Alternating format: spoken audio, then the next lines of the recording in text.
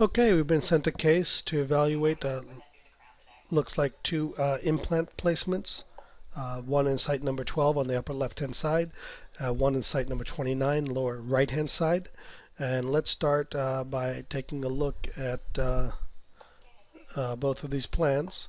And again, obviously, as a digital workflow, we're able to get our CEREC data in. But let's take a peek. Um, let's take a peek here. How were we able to get a digital workflow? We cannot use this tooth or any of this for a digital workflow, or this or these basically. But we have plenty of teeth available to allow us to have CEREC integration. As soon as we get CEREC integration, our digital workflow exists. So let's take a look at tooth number 12 here. So this looks like it's not an immediate placement, but the scan was taken soon after the extraction. I can say that because we can see the root socket right there. So now my next question is going to be how long after this has been taken, how long are we going to wait to place the implant? The minimum time post extraction is 6 to 8 weeks before we can go in and do a delayed immediate placement, or alternatively we can allow the this extraction site to fill in with bone and then come back at the 4 to 6 month mark and place the implant. Here our implant has been placed. If we could take a closer look, here is our restoration. And what I'm seeing, number one, we have lots of measurements, which is fine. I'm not a big fan of measurements, but what I look at is this is a CEREC guide case, and that is all correct. The numbers are right there. What I don't like is that's enough room, but that's pretty tight right there. So my question is also, the other thing that I'm going to look at in this particular case is my emergence. Okay, so even if this is where you intend the tooth to come, our implant placement won't allow that. You'd have to do something like this. And then the next question is going to be, if that is correct there, then that's going to leave a little bit of a hygiene trap there. So we do want to get the implant in the bone. We do want screw retain, but we also do want a proper emergence profile in this particular case as well. So let's take a look at our implant virtual restoration design, and here we can see a minor issue there. So here is our probably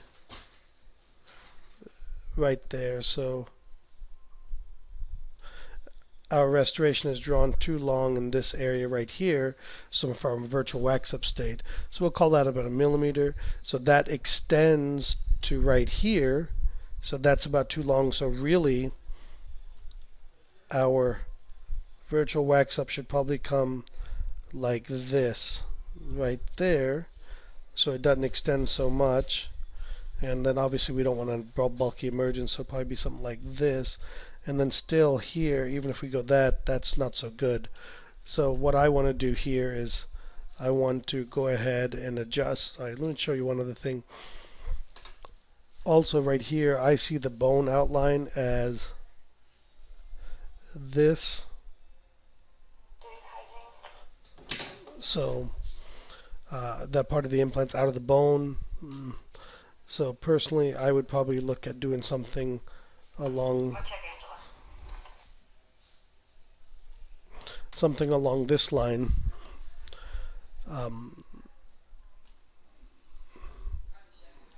For my implant placement here. And what this will allow me to do is get better emergence profile.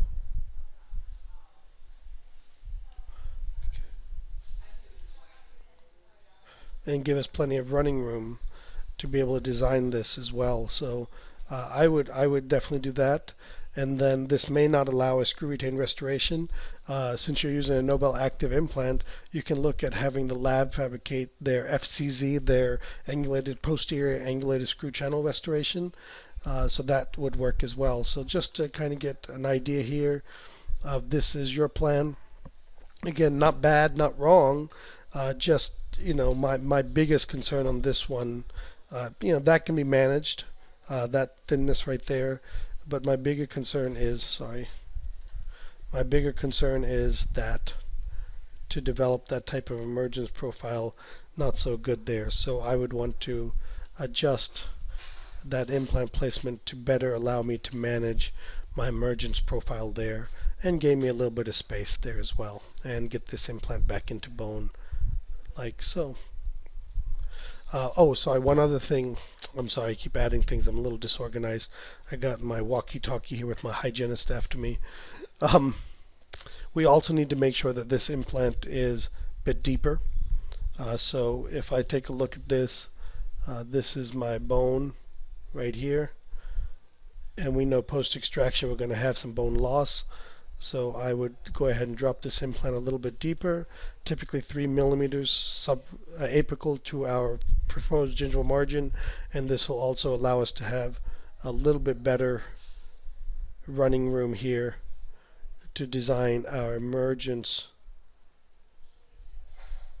profile. Okay, so now we're suddenly starting to look at a restoration that's really going to have good emergence. And if we use a lab to make the Nobel angulated screw channel, we can still get a screw retain restoration. So let's take a look at tooth number 29.